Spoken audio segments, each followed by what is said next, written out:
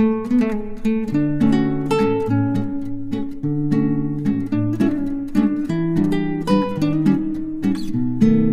మహాగణాధిపతయ నమః.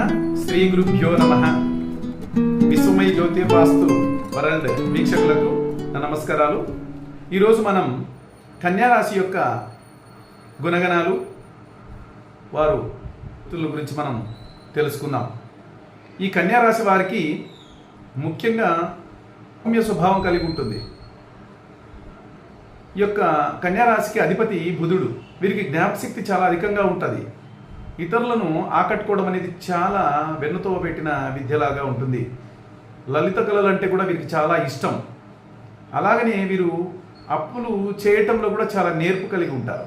ఉన్నప్పటికీ తక్కువ వయసులాగా వీరు కనపడతా ఉంటారు. ఇతరులు వీరిని గౌరవించకపోయినా వీరు మాత్రం గౌరవిస్తూనే ఉంటారు. అది వీరి యొక్క గొప్ప లక్షణంగా చెప్పుకోవచ్చు. అది కోపము, వినయము, ప్రేమ అనేటువంటివి అధికంగానే ఉంటాయి. చాలా చొరవగా ఉంటారు వీళ్ళు. కాస్త బిడియం కూడా ఉంటుంది. అయితే ప్రణాళికలు రచించడంలో మాత్రం వీళ్ళు మంచి ప్రణాళికాకర్తలుగా కూడా వీరు కనిపిస్తూ ఉంటారు. అలాగనే ఉన్నతమైనటువంటి లక్ష్యం ఉంటుంది. ఉన్నతమైనటువంటి గమ్యం కూడా వీరు నిర్దేశించుకుంటారు. అలాగనే నిశితమైనటువంటి పరిశీలన దృష్టి కూడా వీరికి ఉంటుంది. తమ అభిప్రాయాలు ఇతరులపై రుద్దడం అనేది కూడా చేస్తూ ఉంటారు. వీరికి చంచల స్వభావం ఉంటుంది. ఆత్మవిశ్వాసం కూడా ఎక్కువగానే ఉంటుంది. అలాగనే కష్టాలను ధైర్యంతో ఎదుర్కోవడం అనేది మనం చూడవచ్చు. ఈ కన్యారాశి జాతకులకు జ్యోతిష్య విషయంలో కూడా చాలా ప్రావీణ్యత. అలాగనే వీరు సాధారణ జీవన శైలిని మాత్రమే ఇష్టపడతారు. సాదాసీదాగా ఉండడానికి మాత్రమే వీళ్ళు ఇష్టపడతారు. నిజమైన మిత్రులు ఈ కన్యారాశి వారికి ఉండరు. ఆర్థిక విషయాల్లో చాలా అదృష్టవంతులుగా ఉంటారు. మంచి వ్యాపార జ్ఞానం కలిగి ఉంటారు.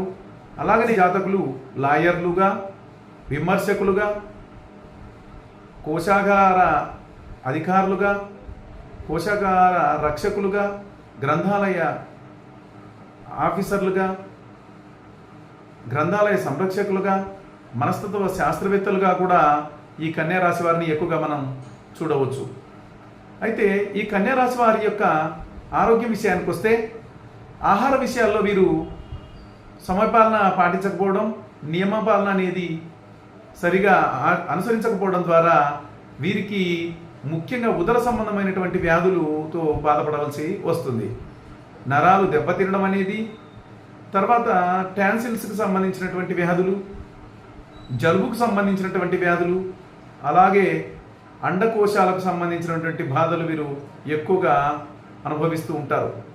అయితే వీరి యొక్క వృత్తులు విషయానికి వస్తే, వీరు అకౌంటెంట్స్గా వ్యాపారక గణక శాస్త్రాలని వీరు అభ్యసించడం, బ్యాంకింగ్ వంటి సంస్థల్లో వీరు మంచి గుర్తింపు పొందడం, అలాగనే పుస్తక సంరక్షణ అంటే లైబ్రేరియన్గా ఉండడం, అలాగనే ప్రింటింగ్ టెక్నాలజీలో మంచి నిపుణత కలిగి ఉండడం, ఇలాంటి అంశాల్లో వీరు మంచి ఆసక్తిని పొంది ఉండి మంచి నైపుణ్యాన్ని కలిగి ఉంటారు. అలాగనే జ్యోతిష్యం వీరికి చాలా తొందరగా వస్తుంది. అలాగనే సైన్స్, గణితము, బ్యాంకింగ్ లాంటివి వీరికి చాలా అనుకూలమైనటువంటి వృత్తులుగా ఉంటాయి. బుక్ షాప్స్ కూడా, బుక్స్ సేల్స్ కూడా వీళ్ళు అనుసరిస్తూ ఉంటారు. కంపెనీ అధికారులకు కూడా వీళ్ళు రాణిస్తారు. క్యాషియర్స్గా కూడా వీళ్ళు మంచి ప్రతిభను కలిగి ఉంటారు. అలాగనే టైపిస్ట్కు అనేటువంటి రంగాల్లో కూడా వీళ్ళు మంచిగా రాణిస్తారు. విహారాల విషయానికి వస్తే, తులసిమాలను ధరించడము, అలాగనే తులసి మొక్కను పెంచడం అనేటువంటిది చేయాలి. వీరు ఆ పూజలో ఆవు పాలను నైవేద్యంగా ఉంచడం ద్వారా వీరి యొక్క మనోవాంఛలు నెరవేరుతూ ఉంటాయి. అలాగనే పిరమిడ్ని ఇంట్లో ఉంచుకోవడం అనేది చేయాలి. బుధవారం నాడు మరియు అమావాస్య నాడు వీరు ఉపవాస నియమాల్ని పాటించడం ద్వారా వీరు మెరుగైనటువంటి ఆరోగ్యాన్ని పొందడం అనేది జరుగుతుంది. అలాగనే విఘ్నేశ్వర ఆరాధన చేయడం చాలా చాలా శ్రేష్టం. అలాగనే బుధుడికి సంబంధించిన విఘ్నేశ్వరునికి సంబంధించినటువంటి యంత్రాలను పూజించడం ద్వారా మంచి అదృష్టాన్ని పొందవచ్చు. అలాగనే దక్షిణ ఉత్తర దిశలు కూడా వీరికి అనుకూలంగా ఉంటాయి.